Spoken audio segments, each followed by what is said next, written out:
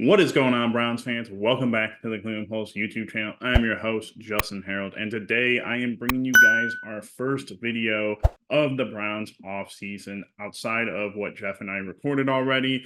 This is kind of our look going into the future and obviously a look back into what this previous season was with a couple of position breakdowns. We're going to be going by position groups. The way that I did it was I tried to get 10 plus games played to be logged and got the stats based off of that and went and looked for information like if they're going to be unrestricted free agents, if they're restricted free agents, if they made the Pro Bowl, if they made the all-pro team and whatnot. So we're going to be doing that. But for me, I'm going to be doing these videos in order of the position groups that I think did the best and go down all the way to the worst. So this first video that we're going to be starting with, this will be the best group that I thought played throughout the entirety of the year. And thus, with that being said, and this will be me talking about whether I think we need to go out and get someone in the offseason or what we need to be doing with this position group heading into next season. But also, like I said, a look back to see what they accomplished, what they were able to do as a group, as individuals, and whatnot. But that being said, the first position group, if you guys didn't already read the title, is going to be the cornerback group over here. Now, obviously, this was the group that I think was just throughout the entirety of the season, whether it had been, even with injuries, a majority of them played 13 or plus more games. So honestly, the healthiest that group has been. Denzel Ward playing 13 of those games, obviously something that he struggled with in his career. Greg Newsome playing 14, Martin Emerson playing 16, which is phenomenal.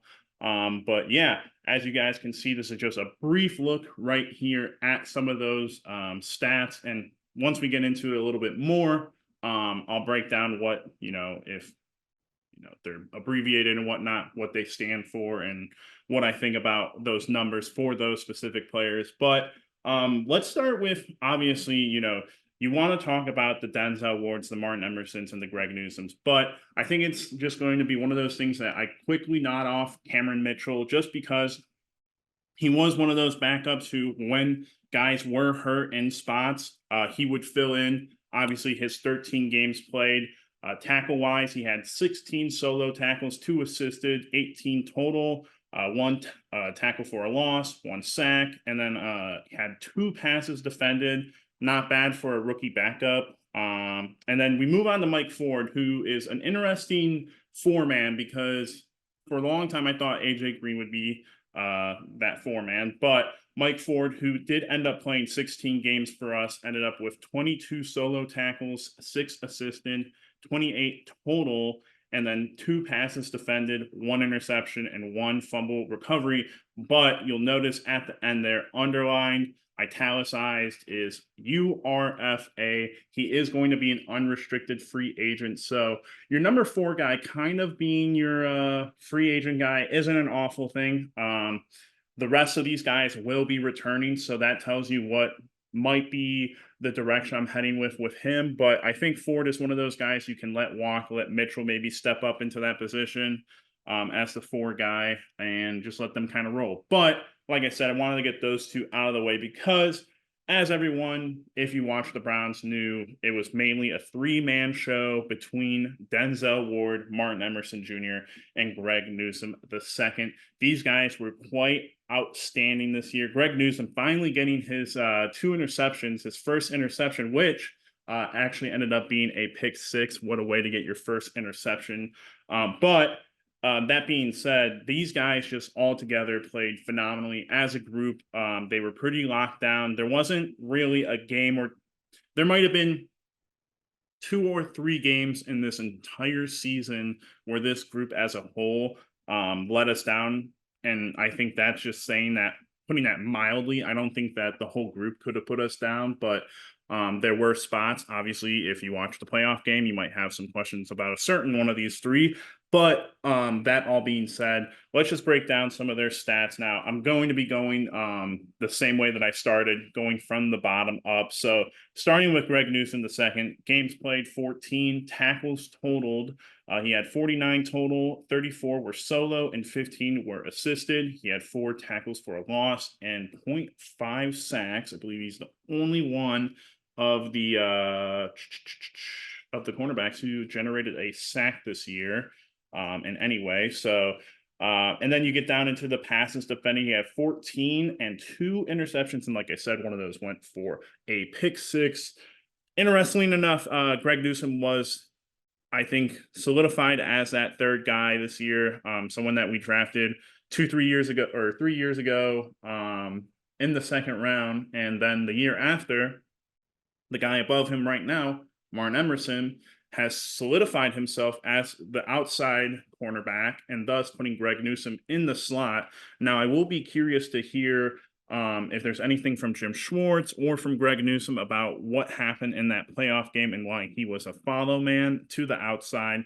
That being said, let's talk about Martin Emerson Jr., who put on quite a season, 16 games played, 45 solo tackles, 14 assisted, equaling 59 total tackles, 1 tackle for a loss, 14 passes defended, and 4 interceptions. I mean, he's been quite the second man to Denzel Ward since he's gotten here. And again, to have put Greg Newsome kind of, on the back burner and as our third guy, it's not necessarily the worst thing that I thought could happen, but I definitely thought there would be some issues, some butting of heads and whatnot, but it's worked out really well where, Martin's on the outside with Denzel and Greg plays the slot guys. And I thought that worked really, really well for the entirety of the season. Now, I know there are a lot of people who, and I think this is maybe a little bit crazy, but I think there were a lot of people who thought that maybe Martin Emerson should make the Pro Bowl. And I think that maybe he could make it as like a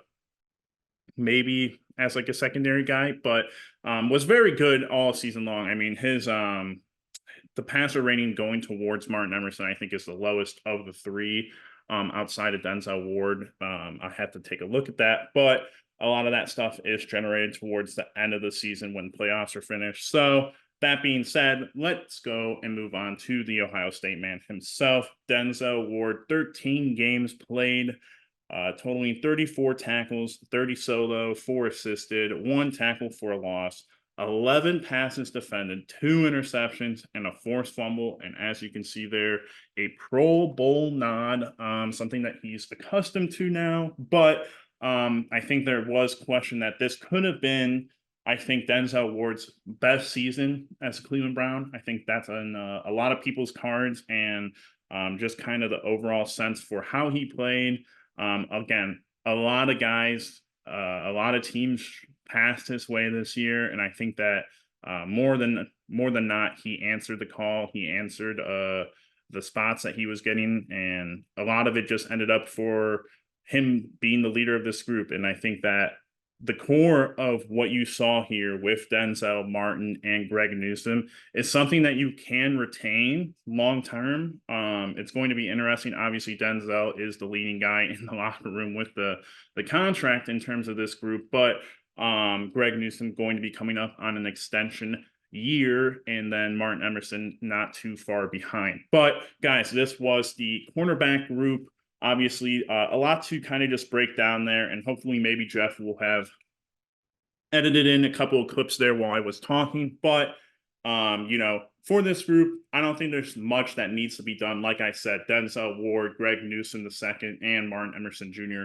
all coming back. Those are your 1 through 3 guys. Cameron Mitchell, who did play a lot as your 5th guy, ended up going, or will probably end up being, your 4-man if Mike Ford is to walk in free agency. So not a whole lot to be done here. I wouldn't expect us to bring in any free agent cornerbacks. I wouldn't, or any big name free agents, anyone that's going to overtake one of the 3.